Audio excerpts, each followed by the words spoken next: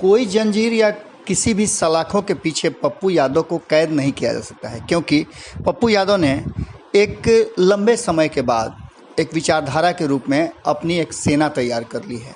इतना ही नहीं, पप्पू यादव जहां भी रहें वहां से वो अपने लोगों को गाइड करते रहते हैं। आपको बता दें कि पप्पू यादव की गिरफ्तारी के बाद बहुत सारी बातें कही जा रही थी। इसके बाद कहा यह जा रहा था कि सरकार और सरकार के लोगों ने उन्हें गिरफ्तार करा दिया है। इन सब बातों को लेकर के अचानक से खुलासा होता है राजीव प्रताप रूढ़ी का, जिनके साथ उनका ये प्रकरण शुरू होता है एम्बुलेंस का।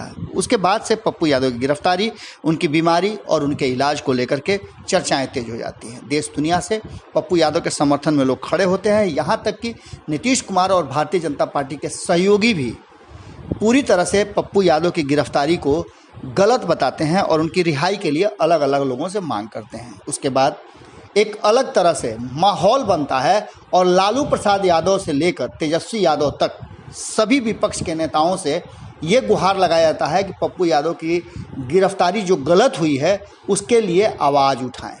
इतना ही नहीं, कांग्रेस तो पप्पू यादव के साथ पूरी मजबूती के साथ खड़ा होती है।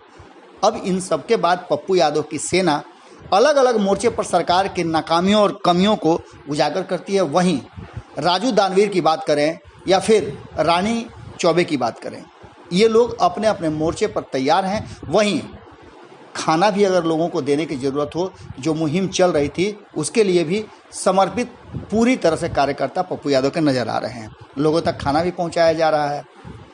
इन सब के बीच में कहीं ना कहीं रंजीत रंजन ने भी मोर्चा संभाल रखा है और वो भी अपने असर से काम कर रही हैं। लेकिन इन सब में पप्पू यादव की कमी खल रही थी। कल राजीव प्रताप रूढ़ी के जिस तरह से प्रेस वार्ता किया और प्रेस वार्ता में अलग थलग नजर आए, बिल्कुल अकेले उन्होंने अपनी बात रखी और इसके बाद से एक और विवाद शुरू हो गया। विवाद ये शुरू हो गया कि कहीं ना कहीं सरकारी तंत्र का दुरुपयोग करके गलत सबूतों और गलत तथ्यों के साथ वो सामने आए हैं।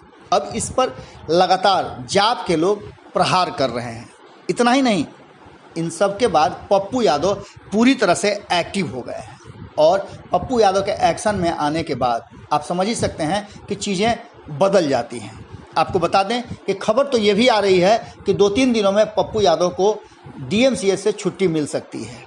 इन सब बातों के बीच में जो सबसे महत्वपूर्ण बात है वो ये है कि एक तस्वीर को साझा करते हुए पप्पू यादव ने जो खबर सीधे रूढ़ी को तक पहुंचाने का प्रयास किया है वो ये है कि एक ठेला पर बीमार को लेकर के जाया जा रहा है। इस पर पप्पू यादव ने लिखा है कि रूढ़ी जी पता करिए तो यह सदर अस्पताल छपरा की ही तस्वीर है ना, अगर है तो इन्हें छाता वाला यह एम्बुलेंस कहाँ से मिला। आप समझ सकते हैं कि ये बड़ा कटाच है। इसके साथ ही उन्होंने साफ तौर पे कहा कि बाकी सब बातों के साथ बालू ढोने वाले एम्बुलेंस अभी खाली नहीं था क्या। आप समझ लीजिए कि बालू ढोते एम्बुलेंस की भी एक तस्वीर वायरल हुई थी जब पप्पू यादव एम्बुलेंस कांड को उजागर कर रहे थे। इतना ही नहीं, इसके बाद तो पप्पू यादव ने एक और बड़ी बात कर दी और वो सीधे नीतीश कुमार को टारगेट करता है। कहीं ना कहीं नीतीश कुमार की कमियों को उजागर करता है और नीतीश कुमार के सरकार और तंत्र के विफलता को उजागर करता है। पप्पू यादव ने एक वीडियो जारी किया है। उस वीडियो में एक लड़की है जिसे कल्याण बिघा की बताई जा रही है। पप्पू यादव ने बताया है कि यह बेटी आपके गांव कल्याण बिघा की है। कल्याण बिघा आपको पता है कि नीतीश कुमार का पैतृक गांव है। आगे पप्पू यादव ने लिखा है कि उसकी मां तो पारस अस्पताल में यौन हिंसा के बाद मार दिया गया, कृपया इसको न्याय दिलाएं। हाई कोर्ट के न्यायाधीश से इस पूरे मामले की न्यायिक जांच करवाएं। इस बेटी को पूरी तरह सुरक्षा प्रदान करें, 50 लाख मुआवजा भी दिया जाए। अब आप समझ सकते हैं कि पप्पू यादव के एक्शन में आने के बाद एक बार तो ज़रूर सरकार और तंत्र की कहीं ना कहीं परेशानियां जरूर बढ़ी होंगी। और पप्पू यादव की सेना आप जानते ही हैं कितना एग्रेसिव है।